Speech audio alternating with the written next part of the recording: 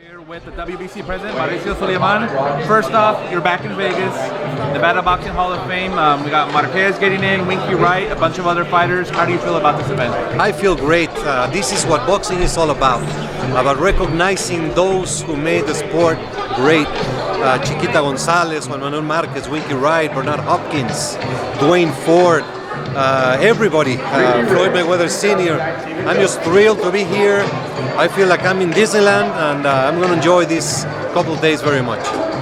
And I got to ask you, you got to explain it for us. The franchise belt, everybody's been asking, I'm sure you've answered this question a million times, but Canelo's now the franchise champion. How does that work exactly? Well, it is something that has to be understood. It's going to take a little time for everybody to get it. It is not a new belt. It is not a new championship. It is not a new title. It is a designation of a fighter of a very specific criteria.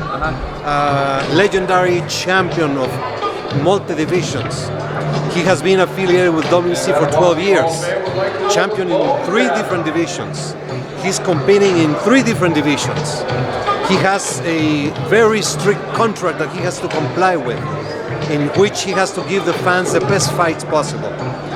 You don't know if he's going to fight in light heavyweight, super middleweight, even super welterweight. That's why the WBC has been thinking about a designation, and we name it franchise. It was an agreement with him, with his promoter.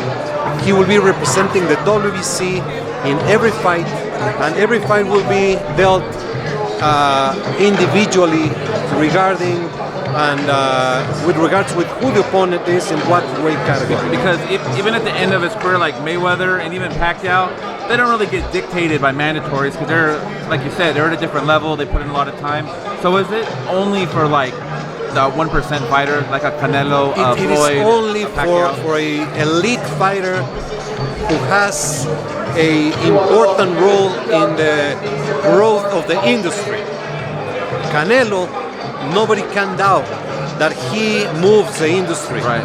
There are a few fighters that do that, and this is to grow the industry. Because there was people that were saying that maybe Deontay Wilder is going to be a franchise champion. Have you guys thought about other fighters, or is it kind of just on a case-by-case basis? It's a case-by-case basis. It's to analyze the specifics, and if you ask about Deontay Wilder, I will leave it up to everyone to analyze. He's been 5 years champion, undefeated, title defenses. He's been willing to fight anyone, but now he's got a fight against Ortiz, a rematch against Fury. So people like to speculate and like to make different stories. Yeah. But I am here to respond That's to any why we're question. asking you. Yeah. Any question. I accept the critics.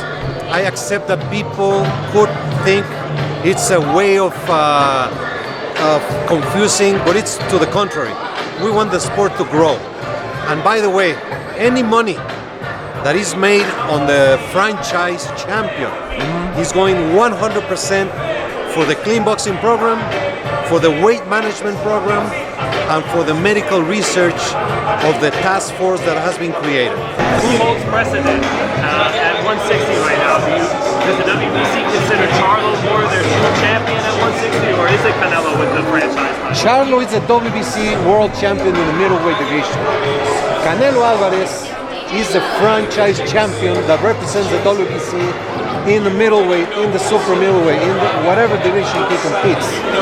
He's a above fighter. He's like the captain of the champions. It's a designation to allow him to represent the sport, to represent the WBC, and to make the best fights possible. And just what do you say to people? I know you answered. Let me. I'm very proud of Charlo because he has been very loyal and he understood the concept perfectly. He's very happy with the decision. He has not challenged in any way, and Canelo is very happy with the decision. So I just ask the fans to give us the opportunity. It's going to prove right. Isn't it a little unfortunate though, because now the fans don't get to see Canelo and Charlo? I mean, either way, you couldn't force Canelo to take the fight anyway. They might see Canelo.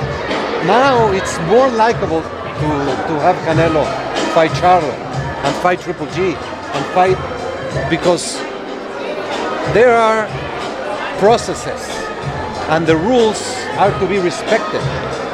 And the mandatory contender is the most important rule in the sport. And you have to understand that there are things that have to be addressed. When you have a Floyd Mayweather, a Manny Pacquiao, a Muhammad Ali, you have to have that flexibility. You don't want unified champions to fall apart. You want the people to have as less champions as possible. And this is a provision to allow Canelo to continue to be a champion and continue to grow. I understand the concerns, I understand the critics, I accept them, but I feel very good about the franchise situation. I think some of the critics, the WBC, it's the greatest belt in boxing if we're being objective. It's Thank the you. most prestigious, but they're saying maybe you're diluting it by making so many different versions of it. No, I'm not. I understand. They have the right to express their opinion and their feelings.